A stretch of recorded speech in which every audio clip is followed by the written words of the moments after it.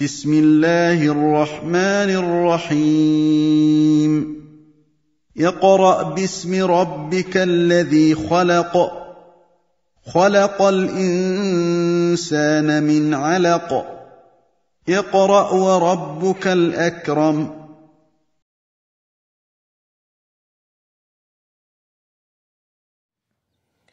Assalamu alaikum wa rahmatullahi wa barakatuh.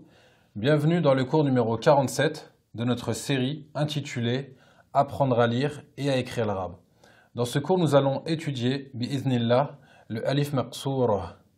Alhamdulillah, wassalatu wassalamu ala ashrafil anbiya'i wal mursalin, nabiyyina Muhammad wa ala alihi wa sahbihi ajma'in. Amma ba'd.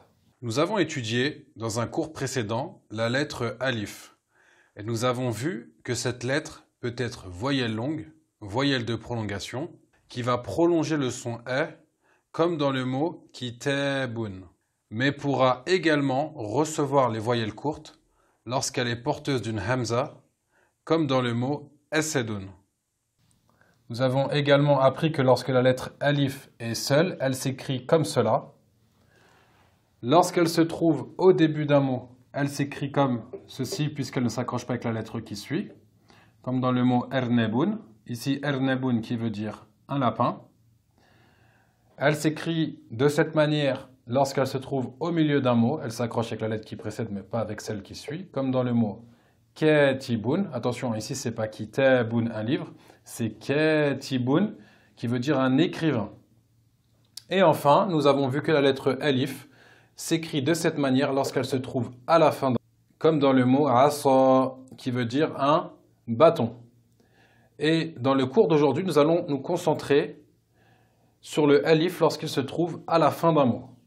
Et lorsque le alif se trouve à la fin d'un mot, il s'écrit soit comme cela, de cette manière, on appelle ça alif mamdouda, ou alors d'une autre manière qu'on appelle alif maqsoura. Et le alif maqsoura s'écrit comme un ya à la fin d'un mot, sauf qu'on enlève les deux points. Et nous allons voir la différence dans les exemples suivants, Inch'Allah. Nous avons deux lignes au tableau. La première ligne, nous avons des mots avec, à la fin du mot, le alif, comme nous l'avons appris précédemment, qu'on appelle alif mamdouda. Comme dans le mot ad-dunya, qui veut dire le bas monde. Faransa, la France, et enfin asa, que nous avons vu juste avant, qui veut dire un bâton.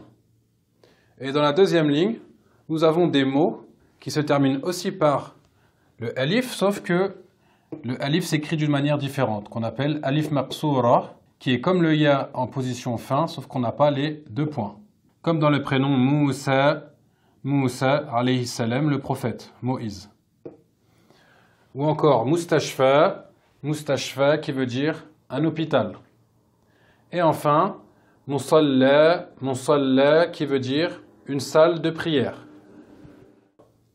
Petite précision, le alif maqsoura n'est pas une nouvelle lettre, mais une variante du alif.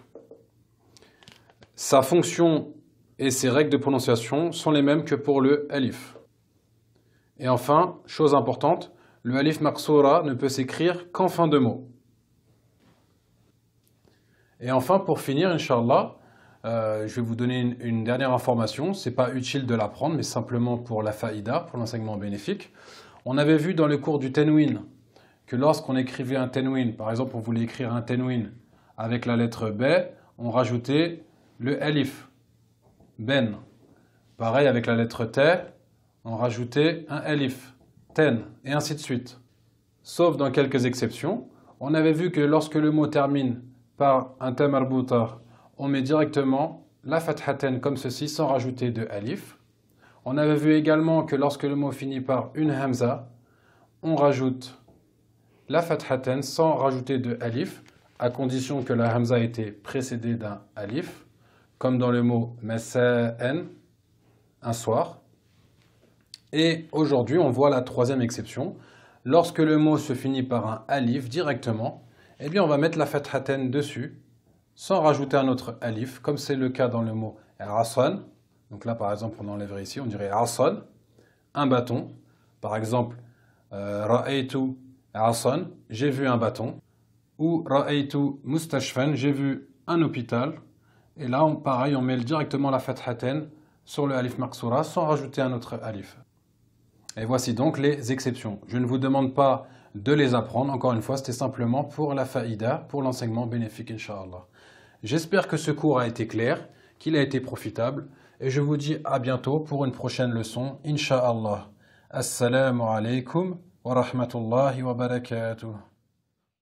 سبحانك اللهم وبحمدك أشهد أن لا إله إلا أنت أستغفرك وأتوب إليك